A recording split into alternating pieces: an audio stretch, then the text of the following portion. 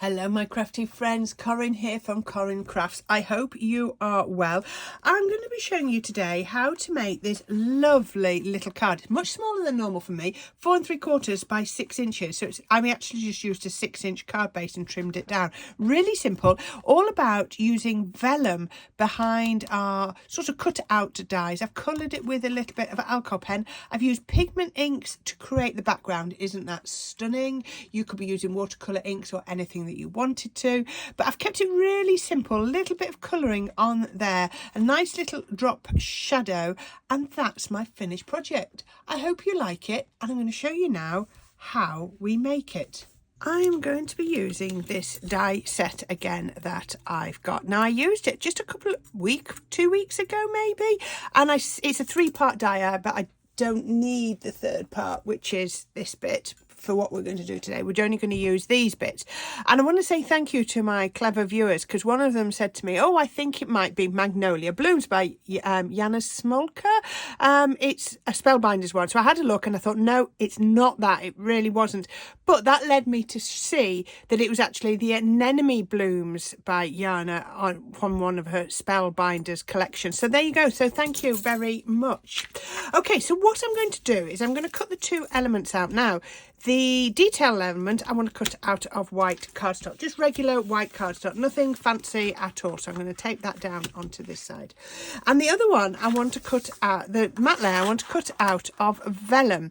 Now sometimes vellum can crack if you cut straight into it. So what I'm actually going to do is I'm going to put my vellum onto behind my white cardstock, and then I'm going to cut through my white card and then my vellum, so that it then doesn't crack my vellum. It's just a tip. If you only have to put a piece of copy paper or anything over, and then it'll cut the 2 layers. So I need to make sure that stays. If I look at that, as long as I cut it quite close, put that close to that edge, it'll be in the right place.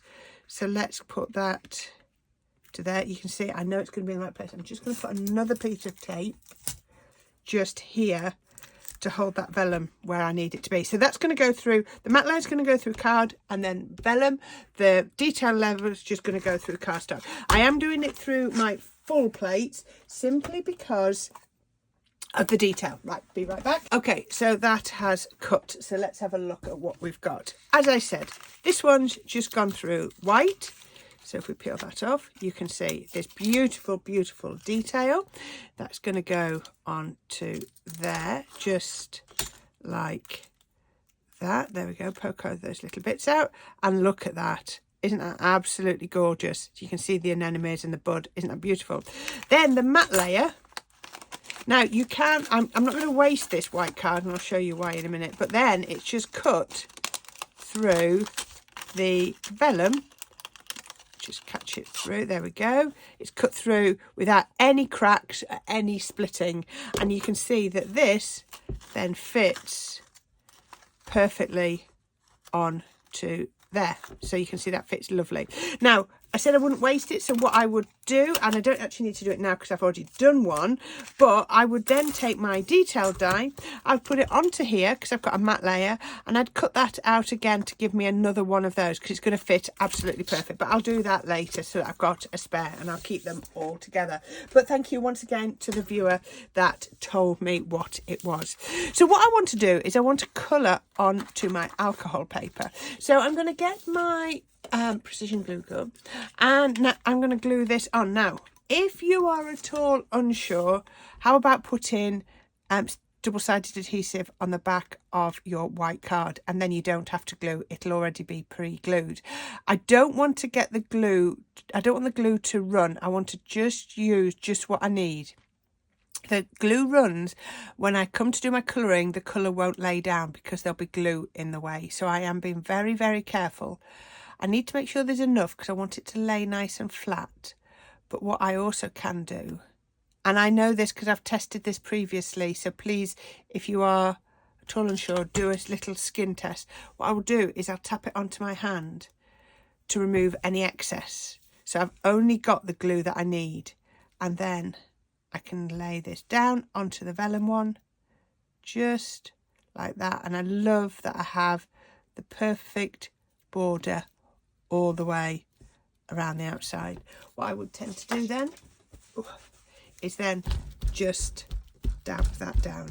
I want to make sure there's no glue runs out. So there we are. We now have that on there. Isn't that absolutely gorgeous?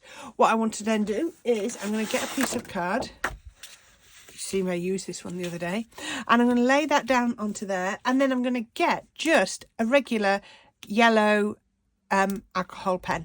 And I'm just going to do a little bit of colouring. Now, it's going to go on the white. And I'm not too concerned at this point. You'll see why in a minute. So I can just colour through there. Now, if you wanted to, you could go onto the back. You get a different look if you colour. I'll just do this bit here. If you colour that bit from the back, I'm just doing where there would be shade, and then you can see. So can you see I've got a stronger yellow here and a more faded yellow there. If I put it down, this one's a little bit more misty, so I'm just going to go over the top because I just want it, for this exercise, I want it over the top.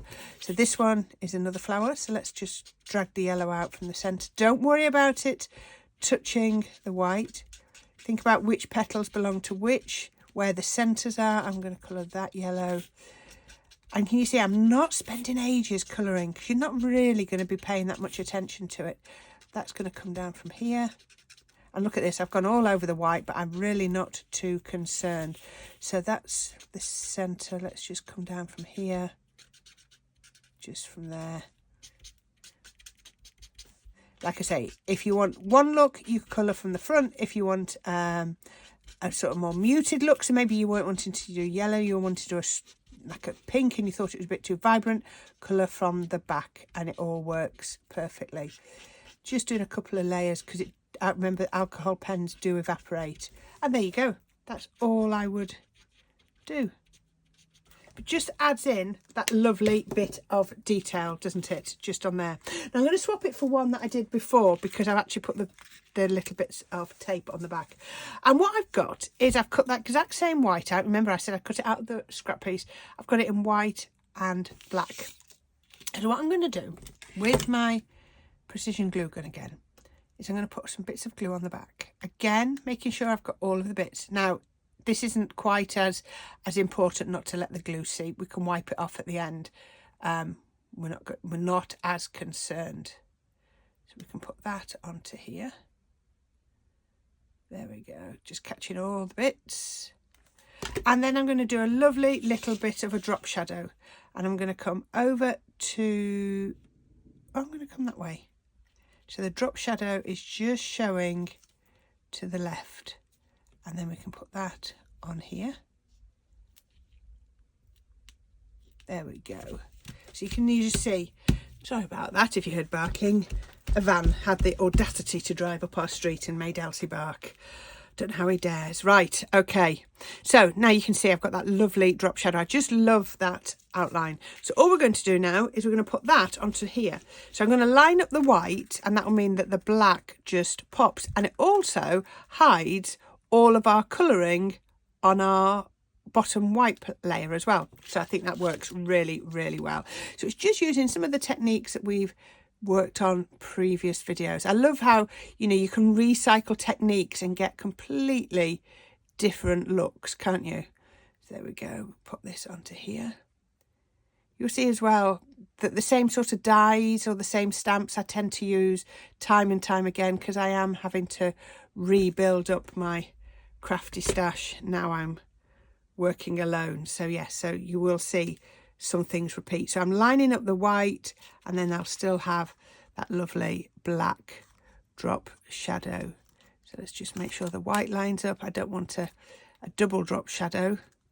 I don't want white, black, white, do I? So just make sure that lines up.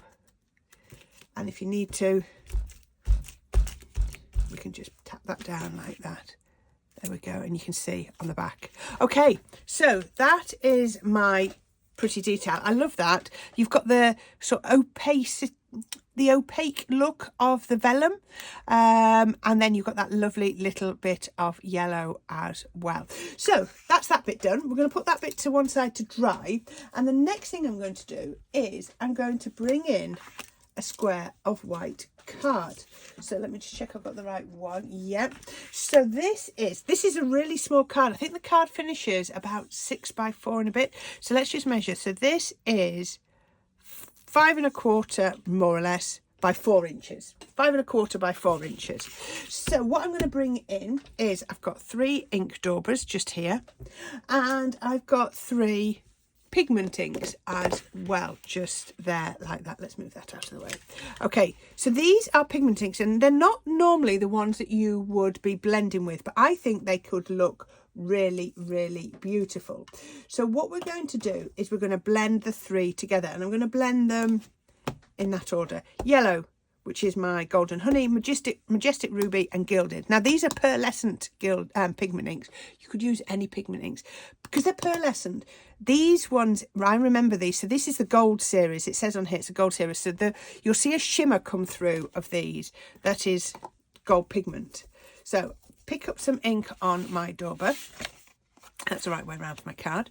And then I'm just going to come onto here and start blending. Now, I will tell you now, when you're blending with pigment inks, you have to work a lot harder than when you're blending with watercolour inks, and you're going to get a completely different result, but it's absolutely gorgeous. It's worth, in my opinion, it's worth the effort, but it is more effort. The ink, because it doesn't dry so quick, and this is just regular multi-purpose card. I've not gone on to a watercolour card or anything like that, which you could, because you can still do lots of your techniques with this. I can see it keeps moving. The ink will keep moving for quite a long time because it doesn't dry. And I can see the gold moving within it. You can see that's a little bit paler there. So all we're doing is we're just adding the first colour, my yellow. It will always have a little bit, it's not a cloud, but because it's got the gold pigment in, it's a little bit different how it lays down. So next I'm going to come with my Majestic Ruby. Pick it up, pick up plenty, and then just bring it onto the card. I mean, when you first put it on, you're like, oh my goodness me, what have you done, Corrine? What have you done? But it's about trusting it and working it. Look, those cloudy effects are going. You've just got to keep on working. Oops, throwing that all over the place. Keep on working the ink into the card. It takes quite a lot of ink, so don't be afraid to go back and pick up more. And then keep picking it up. Like that. I'm going to go back in with some yellow now. Oh yes, because I've done a little bit of a swirl down there. But remember, you can keep moving those inks. So now hopefully we're going to look like we're blending straight from yellow into red. There you go. Can you see I had some swirls there, but I've been able to blend those out. And then I can come back in with the red. That's lovely, isn't it? Just work over that. Okay, and I'm turning it around just because I'm right-handed and I find it a lot easier. So I'm going to come in next with the Gilded Sky. You could be die cutting out of this, you could be doing anything, but I'm going to be using it as a background. So again, look at that. When you first put it down, it looks a little bit swirly and you're like, oh my goodness me, what have you done? I'm just going to move it to a new bit of card because I'm picking up the yellow when I'm doing the blue and I don't want to do that. Otherwise I'm going to end up with a 4th colour. Can you still see? Right. So this is Gilded Sky. Again, you've got to lay down that ink and you need to really work it. Because at the moment I can still see a little bit swirly. But can you see the gold in it? Isn't that lovely? Absolutely gorgeous. Now this will stay wet for a lot longer because it's a pigment ink. And pigment inks are there for you to do heat embossing and all those other techniques.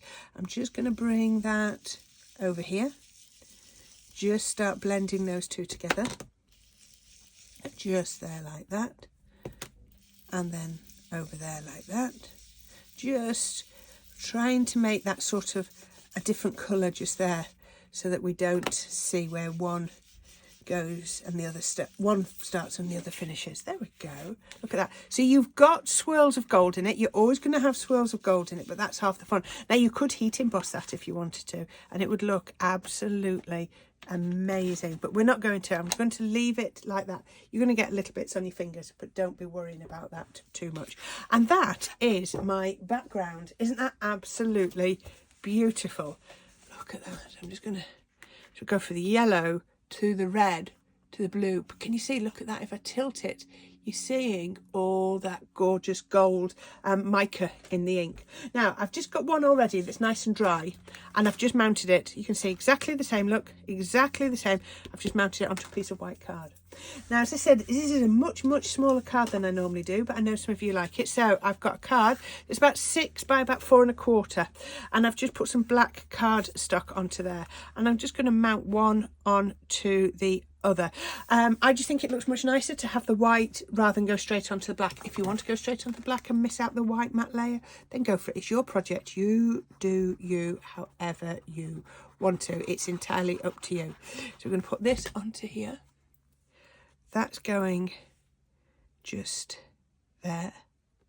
Make sure it's even. You see, this is why I like wet glue. And you've got your stamping tool if you want to add some pressure. Going to get my cloth and make sure there's no glue seeping out. There we go. Right, and then I'm going to bring back my gorgeous anemone, and I'm going to put it on there. Doesn't that look beautiful? Now, like I say, I had this one prepped only because, look at these are my smallest foam pads, and I've had to cut some down so that they're hidden. This is the thing, when you're using vellum, you need to find a way to adhere things so that they're not visible. And all I've done is I've found little areas where there is bits. Now, the great thing is, because I've done the drop shadow, I've actually made some of those a bit bigger. So it's actually giving me more space to put my foam pads. But, you know, you can do that. You can use foam roll, cut it down into little pieces. It's entirely up to you. I do find the smaller ones that I've had to cut are quite hard sometimes to get the backs off. And that is going to go on my card base. I've got my card base. And I've got my anemone, and I'm just going to pop that on there. Now, I look at cards, and people might not like how I make my cards. It's entirely up to you. But I sometimes feel that people sometimes go a little bit too big with the background. Don't be afraid to close in on it. I think sometimes it looks better for being smaller. If I'd have put that on a 5 by 7, it would have been completely lost. So don't be afraid to bring it down and, you know, and have a bit less background space. Some of them you need a lot of space on the background. Some of them you don't. So I'm going to pop that just there. There we go. Just a little sentiment. Really simple. And then the other thing I did is I got a little bit of twine, regular twine, nothing fancy, and I just tied a little bow out of it. So I'm going to get, you could do this with hot glue. I'm going to do it with a tiny little bit of 3D glue because I didn't put my hot glue gun on, and I'm going to pop that onto there. And then the last thing I'm going to do, because you know me, I just found a pack of very small black gems, and I'm just going to pop those around my card. 3,